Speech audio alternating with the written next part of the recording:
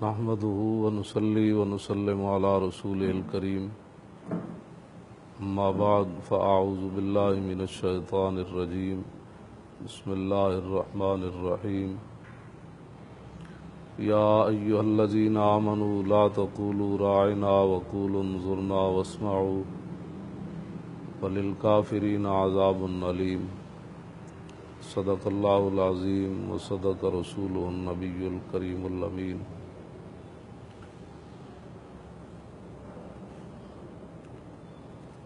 ہمارے آقا و مولا حضور پر نور شافع یوم النشور صلی اللہ تعالی علیہ وآلہ وبارک وسلم کی مبارک محفل میں مجلس میں جب میرے آقا و مولا گفتگو فرماتے تو جس صحابی کو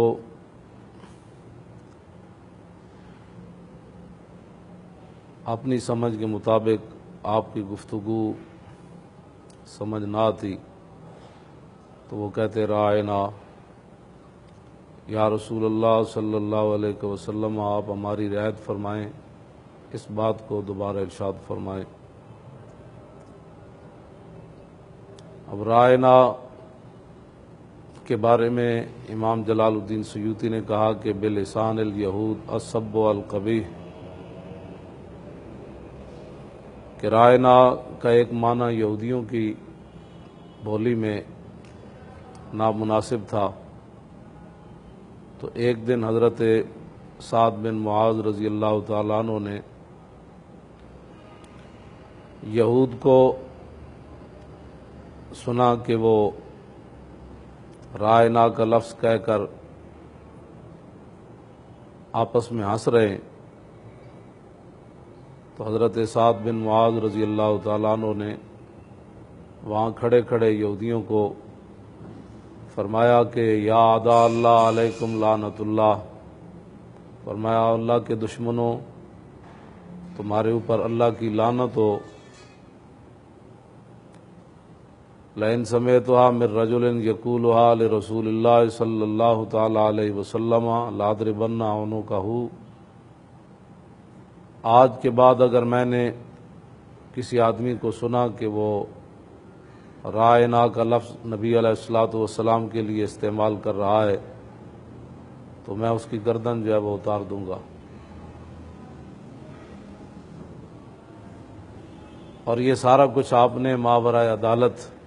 یہود کو دھمکی دی، نبی علیہ الصلوۃ والسلام سے پوچھے بغیر، اور بات پھر یہی آ کر ختم ہوتی ہے کہ محبت جو ہے وہ پوچھ کر نہیں ہوتی، محبت جو ہے وہ بغیر سوچے سمجھے ہوتی ہے۔ آج کا پڑھا لکھا طبقہ وہ یہ چاہتا ہے کہ حضور سے پوچھ کر، معاشرے سے پوچھ کر، حکومتوں سے پوچھ کر، یہود و نصارہ سے پوچھ کر، کفر سے پوچھ کر، حضور کے دشمنوں سے پوچھ کر حضور سے محبت کی جائے۔ یہ ان کی غلط فہمی ہے اور خام خیالی ہے۔ حضور کی امت حضور سے جو پیار کرتی ہے وہ بن دیکھے اور بغیر سوچے سمجھے پیار کرتی ہے،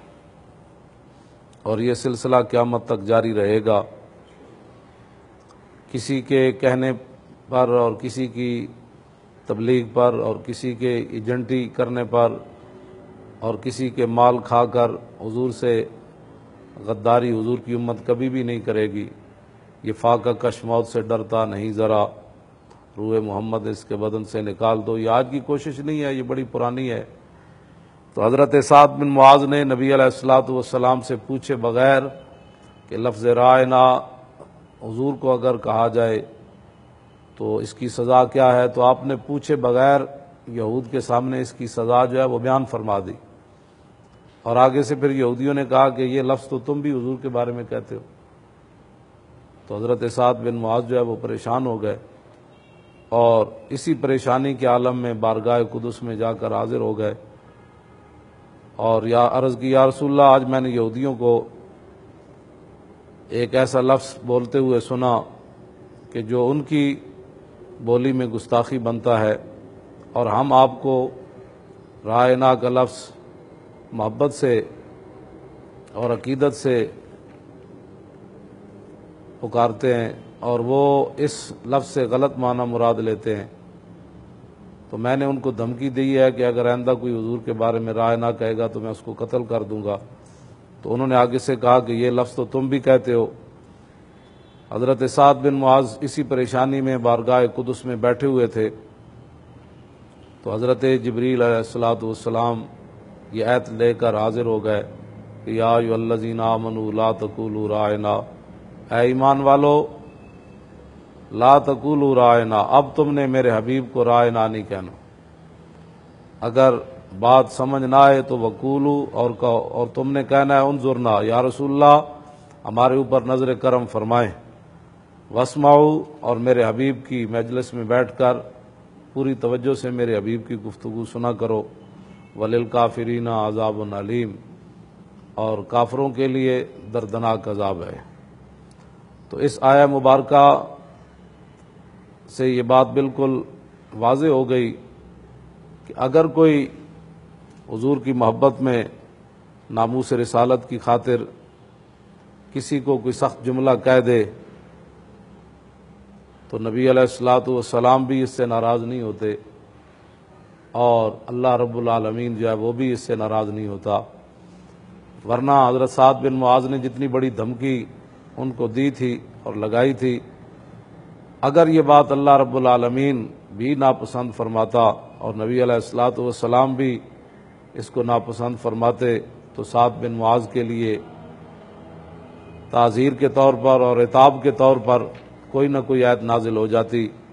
کہ اتنے جذبات میں نہ آیا کرو، اگر کسی کو حضور سے محبت کرنی ہو تو پھر وہ حضور سے پوچھ کر کیا کرے، خود بخود کھڑے ہو کر عدالتیں لگا کر فیصلے نہ کیا کرے۔ یہ حضرت سعد بن معاذ کی تائید میں اللہ رب العالمین نے جو آیت نازل فرمائی، یہ قیامت تک حضور کے غلاموں کے لیے مینار نور ہے کہ جب باتیں اور ہوتی ہیں لوگوں کے لیے، معاشرے کے لیے، حکمرانوں کے لیے، عوام کے لیے، علماء کے لیے، مشائخ کے لیے، لیکن جب بات ناموس رسالت کی آئے تو اس کے اندر اللہ رب العالمین کو بھی پسند ہے اور حضور کو بھی پسند ہے کہ مومن جو ہے وہ جیسے چاہے حضور کے دشمنوں کو دھمکی لگائے، اور اس کے ایمان کا تقاضا بھی یہی ہونا چاہیے، اور حضور کی امت کی بھلائی اور خیر، عزت اور آبرو بھی قیامت تک ناموس رسالت پر پہرا دینے میں ہے، اور وہ پہرا نہ حکمرانوں سے پوچھ کر دیا جائے گا، نہ کسی سکالر کی تحقیق کے بعد دیا جائے گا، وہ پہرا مسلمان کے اپنے ایمان کا تقاضا ہے کہ اس کا اپنا ایمان کیا تقاضا کرتا ہے۔ جب وہ اپنے ایمان کے مطابق حضور کی عزت پر پہرا دے گا تو پھر کی محمد سے وفا تو نے تو ہم تیرے ہیں، یہ جہاں چیز ہے کیا لہو قلم تیرے۔